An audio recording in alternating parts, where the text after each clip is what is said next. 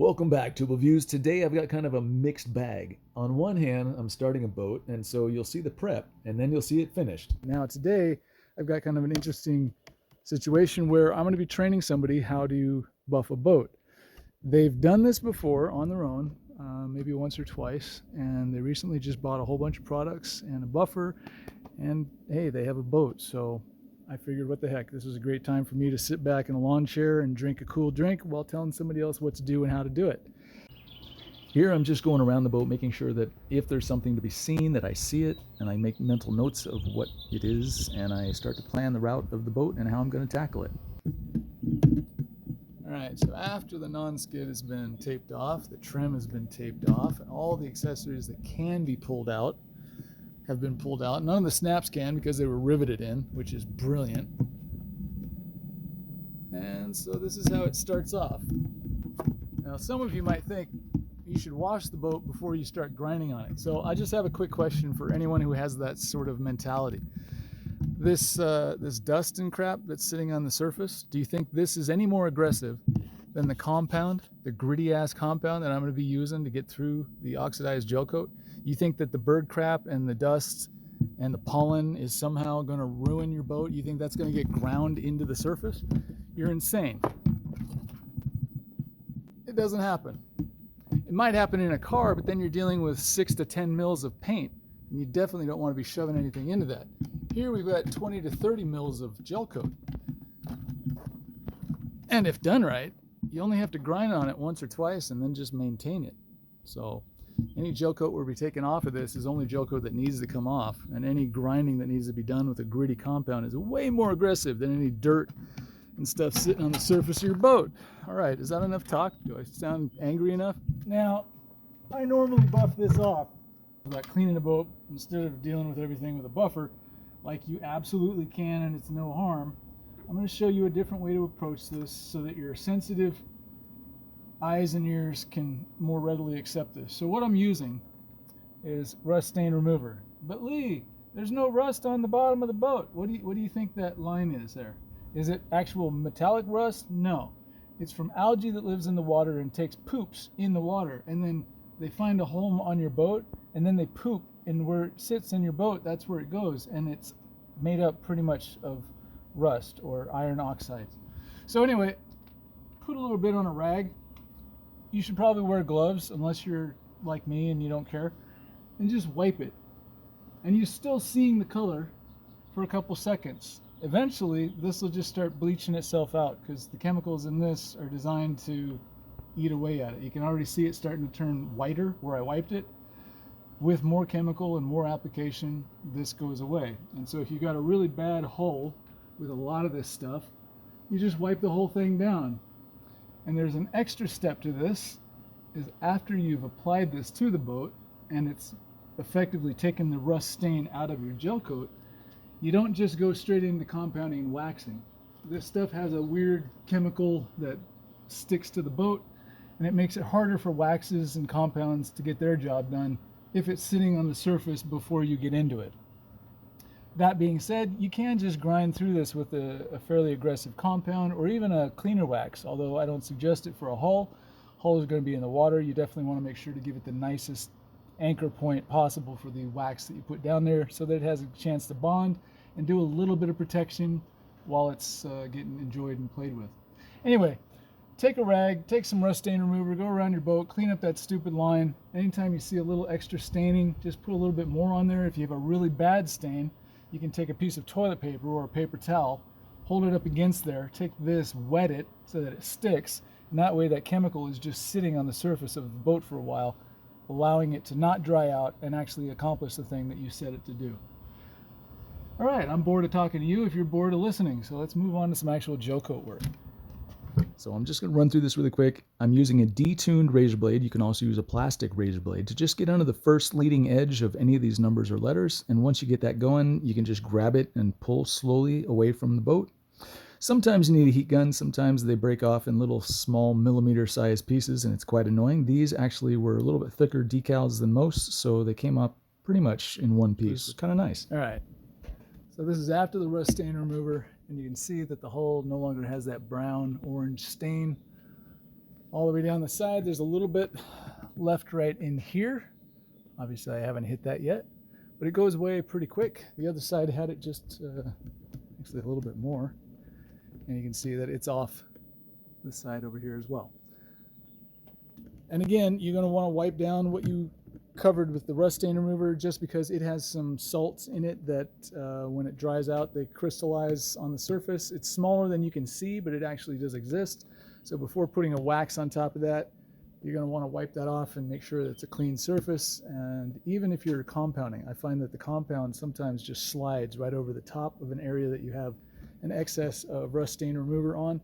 So definitely kind of hose that off, wash it off, dry it before you get into this with compound, which, as you probably are getting aware of, is the very next thing that we're going to do. All right, so my buddy and I are having a conversation as to where you want to start.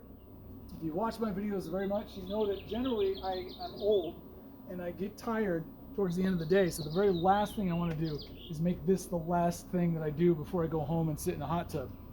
So I have suggested that maybe starting from the back might not be the right answer. Starting from the front might be. And in that, I would break it up into two different parts. We already have a reflection here, here, and here. So heavy cut is going to be used up here, a little perfected, until we get down here. Now at this point, it's really rough and dry, and so super duty heavy cut perfected is going to be going on down here. My thought process in my head is do the hard crap first, get it out of the way, especially do the hard stuff before it gets 97, 100 degrees out, you know. So in the first part of your day, hit the rough stuff, because I shit you not, by the time the end of the day comes and all you're thinking about is a cold beer, to look down there is going to just piss you off, and you're not going to want to do it. So do the hard parts first, get those out of the way, so at the end of the day you're just standing, holding a buffer, admiring your boat. So that's how we're going to approach this. We're going to attack these three panels first with one compound, attack the bottom of the boat that's much nastier with a different set of compounds, and then build up and move back. That's I think how we're going to do it. But you're going to watch this, so you'll know exactly how we do it. So see if I'm right. Turns out I've decided that the decals on this side were kind of knackered up. You can see what I'm talking about here. And so we've decided to keep the decal on the bottom, keep the sea ray and the decals going from the sea ray back to the stern. But from the sea ray forward, I'm pulling them off. Now there's a couple ways you can do this. You can either slowly get underneath it, kind of like I did the letters up forward here. Unfortunately, these are older, thinner, more sun-baked decals, so they break off about every 1/4 inch. This is the longest piece I've gotten so far.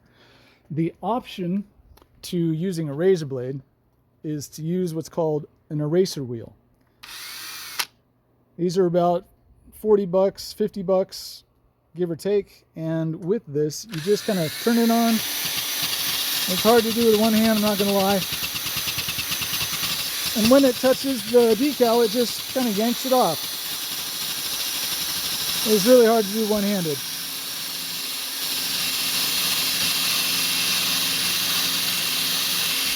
It's really hard to do one-handed, I'm sorry. I'm just holding a drill. Keep the wheel moving back and forth. Don't let it sit in one spot and spin, because you'll develop a lot of heat. But what it's able to do is take off that decal and a majority of the residue that's left behind. So that all you have to do is come back with a little bit of acetone to clean that up. And then we'll buff this up. It doesn't scratch the boat, so you don't have to really worry too much about what you've left behind going behind you. So anyway, this is just one other option called a wheel, an eraser wheel. Usually sold at a car parts, auto parts store, and that's what they're for. But they don't last that long. In fact, this thing was about another 1/4 inch thick here. They wear down really quick, which is why you see all the eraser dust left behind. But if you've got an old decal and it's a real pain in the ass and you don't want to spend an hour per foot getting it off, sometimes you can save yourself some time. And that's what we're doing here. All right, back to work.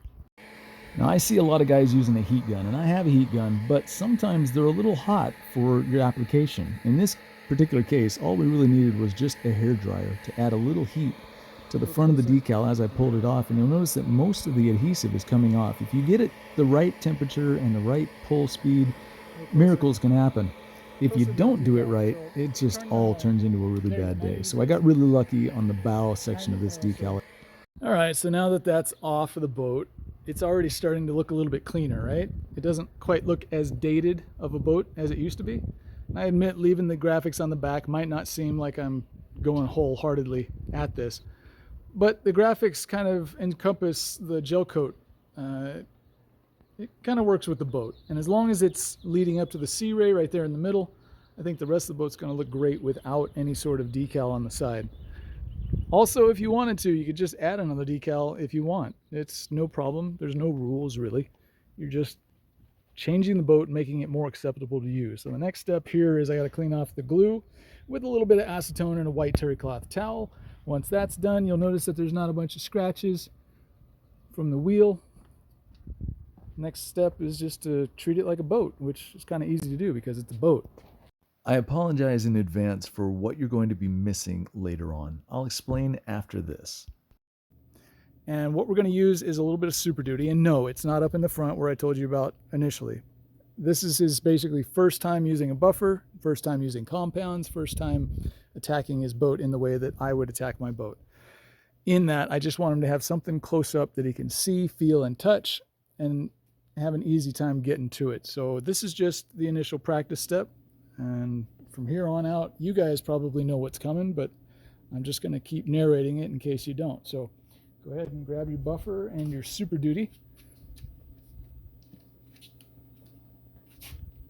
And then go ahead and give the Super Duty a shake because it... No! You left it open. Well, maybe I did. Okay, now we're shaking it. Take a little Super Duty, put it on the pad, do maybe like 2 little circles, a little bit in the middle and then a little on the outside. Maybe a little bit more than that. It's a dry pad, so try to keep it on the pad. All right. So now the very first thing you're going to do is spread this stuff over the area that you're working. So you don't key the trigger, you just kind of roll it back and forth. There you go. So just stay. Oh, my bad. Focus on one section at a time and just as far as you're going to be working.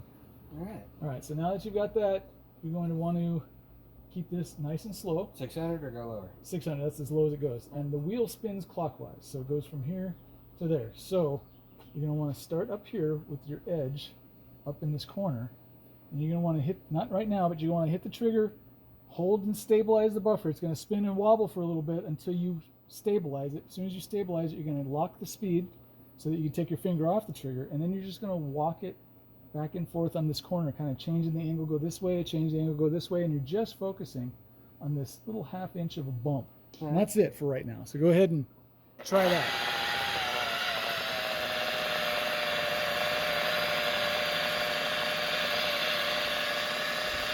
Really try to get the edge of that buffer wheel up underneath your gunnel, but don't let it sit there because it'll build up heat and that's rubber, so it'll melt. But if you can put it up in there and then draw back and then push forward, you just keep doing that and you change the angle each pass so you're getting a little bit of a cross-cutting. There you go. And once you've got a shine on that, which you can see, you'll move down a little bit and work on the next edge, which is this bottom lip. You're going to want to turn your buffer so the edge is in there. Oh. And then as you go forward, you're kicking this tail different angles. So it's closer to you, it's further away from you, closer to you, further away from you. There you go. And you're already starting to see a little bit of a shine right there. Now your next edge, and this is important, you're going to stop right there. Your next edge is this bottom 1/2 inch. So what you're going to do is you're going to position your buffer so that the wheel is kind of like right on this. You're going to do the exact same thing you did, kind of like this, because what you're focusing in is about a 2-inch pad. That's the only part that's going to touch the boat. And where you want that is just right on this edge, and you're just going to slow walk it at about this angle all the way back. And you're not worried too much about the bottom. You're worried about the top part and it's the shear, where it clicks in. So you're just focused on the bottom inch. You're going to take your wheel and grind like at this angle all the way down, and you're only trying to get that much. So when you're done, this will all still have compound in it. This will be bright and shiny. So you're looking right about like that? Yeah, you'll figure it out. I mean, it's your first time, so just try to make sure that the line that you leave behind leaves enough compound to work the middle. There you go. You see how the shine's already slower, slower, slower. Caterpillar walking. Okay. And you want to see how you're missing this? I get it. Okay, Right, so, there we so- go. okay, so go back and give it another pass at an angle that covers that whole area.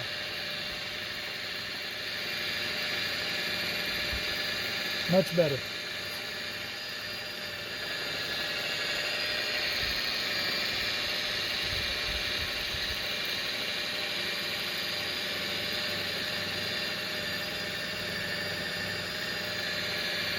Okay, and now I'm going to give you a piece of advice that Drake should have gotten about 10 years ago. When you're spinning like this and you're moving from here down to here, all the compound's on the front of the pad and the boat, right? Yeah. So if I'm down here and then I decide to move back, what's left on the boat? I'm just wasting my time pushing a dead pad over stuff, leaving scratches, because when it's dry, that's when you get scratches. So if you're doing a cut, and you did a really nice job, nice and slow, coming down here, if you see something that you need to get again, you don't go back, you come off, Okay. you get it again. Now, once you're flat, once you're to the point where you've cleared out the middle, you can go backwards and forwards. But while you're cutting, obviously you want to cut with the aggressive side of the pad, which is just this little circle right here when you're up on an edge. So to cut one way and to go back the other way, when you're going back the other way, you're dealing with dry wool, which is not ideal. So I'll tell you what, let's give you one more load up of Super Duty. I want you to repeat what you just did. You've gone through a little bit of it. I can already tell that it's working. So what I want you to do is focus on this edge, then focus on this edge, and get to the point where you still have about a 2-inch or 1-inch section of compound that's untouched sitting there. So same steps. Put a little bit more on the pad, and then you don't need as much as you had last time. A little bit more. There you go. That stuff is a lot more liquidy than I don't know. When was it anticipating. gets warm, it gets liquidy. When it gets cold, it turns into a Go solid. ahead and spread again. Before. Spread again exactly like you did before. There you go. Okay. And just the area that you're working, so you don't want to go too So, far. That angle. Find your angle, and again, you're kind of going up under this gunnel. So literally, That's I would what it is, right. I would shoot for that, and then as you go back and forth, just adjust the angle of the tail. Okay. And yeah, you are going to get some spatter, but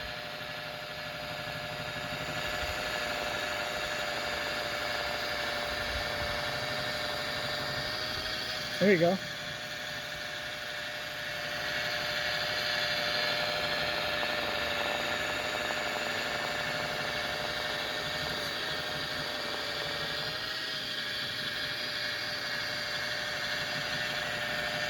I go towards the bottom. Yep. About there. You'll know by what's left behind if you're on the right spot. Nice and slow. Remember, caterpillar walking? Caterpillar walking with a limp. And he's got a hangover. There you go. Look at the difference. The difference between that reflection and this one. Were you going faster? There you go. Good. You picked it up and you're just walking it.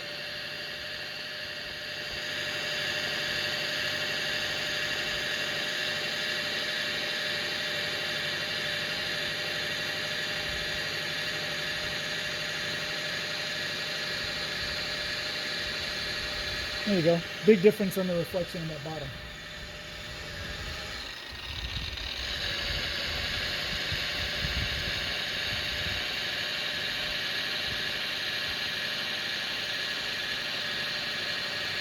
And you do not have to worry about getting the bottom or that top absolutely perfect right now, because we still have 2 inches of Super Duty that we're going to be blending those two sections together. So with this, yeah, I'll tell you what. We're going to cheat a little bit just because we didn't put enough or as much on as we needed. Oh, that made a mess. That stuff's kind of thin. All right. I'll clean that up while you spread this out again. And then, so you have enough in the middle. When you have enough in the middle, I'll be ready for it.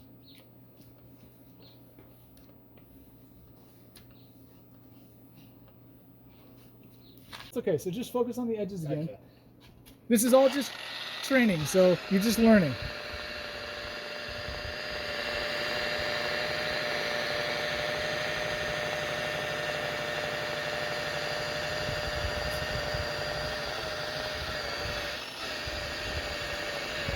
So you're going back with the dry wheel again. Oh, okay. So lift it up again and start over just like the other one. What you try to do is only focus on this little strip. You don't even care about this. You're only worried about this little 1/2 inch here. So you see how it's got two angles? There's one up top under the gunnel, and there's one below it. So if I can put my edge of the buffer in there and tilt it about 5 degrees this way, and then tilt 5 degrees this way, I do that 2 or 3 times, that's done. Then I slip down a little bit, same thing. Little edge like this, twist, little edge like that, do that 2 or 3 times. That's like that, and then yeah. Well, so holding it, adjust your tail. So coming in, I'm in the hole, I'm at an angle, and then when I want to go back, I adjust the angle of the tail. Okay. That's a good general rule of thumb. And then same thing right underneath it, a little bit of an angle, move the tail, a little bit of an angle, bottom.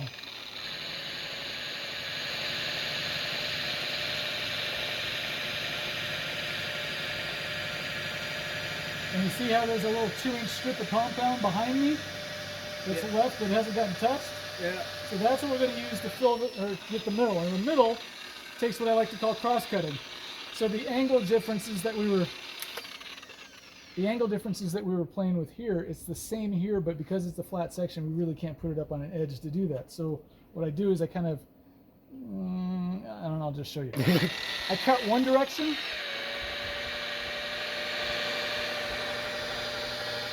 So this is a cut that looks like that. And then simply by reversing the angle of the buffer, I'm now cutting 90 degrees to that. And if you've ever sanded wood, it's how you remove the most amount of wood is you cross-cut the sanding. Once it's been cross-cut, then you can get into your going flat. And this brings together the bottom and the top that you just worked on without having a hologram or a swirl in it. So it really is kind of all on the handle. It's all in the position, and you're trying to adjust how much of this pad and where exactly the effort that you're putting into it goes to. And I see a lot of people who just focus on literally the drake, just focuses on this little edge right here. That's all he cares about. And every pass is the same. He's working, and then he's not. And then he's working, and then he's not. Because he takes off all the compounds. So what is he grinding when look, nothing even comes off. There's not even smears or streaks because there's nothing on the outer edge of this buffer. All I know is I was more confused after watching his stuff. Well, I mean, what is it? It's 335, 340 now, so we have to use an entirely different compound, right? I think the green pad too. Right. So I need to go get in my truck. And then the very next step, once you've got this looking the way you like it, is move down or move your section. So either going so I got that a little bit. Now give me a little bit of a tutorial so I can kind of watch for a sec. Okay. And let's see. And now for that explanation. The owner of the house asked that we not show the house itself or the registration number on the side of the hull. In that, I had to cut a lot of shots that we had taken, so I apologize. Since you started watching this, that I might as well at least let you know where I'm at. Super Duty, Heavy Cut, and Perfected have all been applied to the boat on the top side and the hull. I'll work on the bow and swing my way over to the starboard side tomorrow, and I'll put some wax on it. And the other little section I have to work on is right up here underneath the windshield. But this side of the boat's looking all right. Scratches came out for the most part. There's still some spots in the hull that need a little bit of love, but they're not things that a buffer can fix. It's kind of like the decals are a little shot. And I think there is a couple little scratches up here that I wasn't able to get out very much. So anyway, we'll see what this looks like tomorrow. But hey, the sun's coming out, so you can kind of get a sense of what it looks like. Again, this is Super Duty, Heavy Cut, and Perfected EXAC on a wool pad. And that wool pad blew up on me, so that's the third one in less than a year. And if you guys have any sort of concerns or questions about your pads and 3M, check out my description, because in it is a 1-800 number you guys can call to complain about the things that are happening wrong with the products that you buy from 3M, because I guess they don't care about me anymore, so my voice is muted. You guys need to get together and make some noise. 3M needs to hear about this and understand that when people are out working, they can't have their pads blowing up. costing him another 40 bucks plus the time and effort to go get another one. All right, we're back at it. Sun came out, although it's a little bit overcast. Sun came out and we're able to finish up the rest of this. Underneath the windshield was the last thing that I touched. I still have a little 3-foot section of the top side left to do on the starboard side up here. Right after the wash and right before Chelan BDG. And the owner has agreed to let us know through the next couple months and year how the product holds up, which is kind of cool. I won't have to come down to the boat because they're actually going to put it in the lake, so it's not like you're going to get yours truly to swim down to it. That's not going to happen.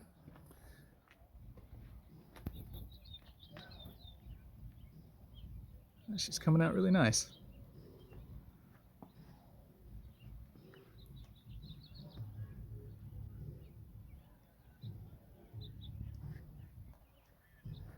Anyway, next time you see me, we'll be putting some wax on this. And if you're wondering about the Bass Pro wax that was on the back, this is just a bespoke cleaner wax, and I just use it for little things. And in this particular case, I wanted to get up into here, so I brought this out just to be a cleaner wax and get up in there. All it has to do is protect stuff, and so this will do it. It'll only do it for about 6 months, but there's no reason to waste good wax back there if nobody's going to see it. Okay, well, the boat's been washed.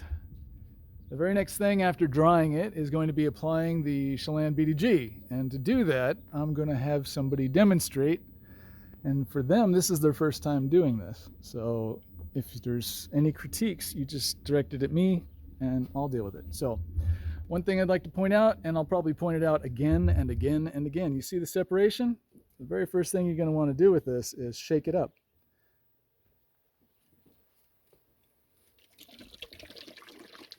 Exactly. Then you're going to put some on a soft foam pad, preferably on a random orbital polisher. You can actually apply this by hand if you want to. It just takes a lot of motion because you have to force this into the pores of the gel coat. So doing it by hand, you'll be there for a little while. It gets a little tiring. Using a machine, the machine has an ability to do some things repetitively that we personally find difficult to do. All right, so make sure you're at a slow setting. Spread this out and just kick it on and work it in.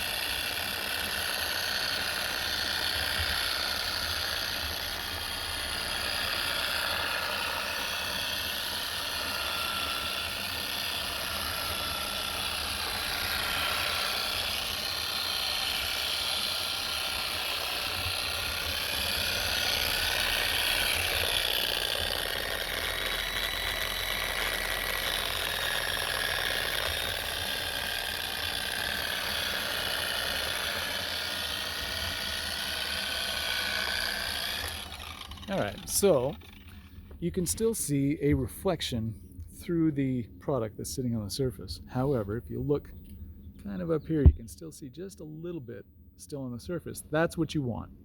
You want to have a little bit, enough to see it on the surface, not enough to cover the shine. And then you don't have to let this haze. This doesn't have to sit. You can go ahead and grab a microfiber and just start rubbing it off. And that's it. Now for the rest of this boat, it's going to be pretty much what you just saw, just a lot more of it because there's more of the boat. But that's it. And now you got a nice pretty little piece of gel coat that's protected for a really long time, and spiders aren't going to be jumping on the boat. Anyway, once we get around to the top side, might show you what's going on in the hull, but for reals, it's the same thing. So I don't know how much you really need to look at that. When it's done, we'll show it to you and we'll be out. We'll take all the tape off and make sure that everything's looking good. Pieces. All right, well, the wax has been put on the Chelan BDG and removed, and I think it's looking really good. The nice thing about this boat, like I said, the owner's willing to tell me what happens with the coating. And I'm pretty sure I know what's going to happen with the coating, but it's nice that they're willing to participate and understand that this is something kind of new and, they haven't experienced it before. I think it's kind of cool. Anyway, there's not much to see back here. The sun's kind of terrible for an end shot, but I thought I'd at least walk you around the boat and let you know that this is what I walked away from. Anyway, if you have any questions, feel free to hit me up in the comment section, and that's also a great place for comments. Comment section.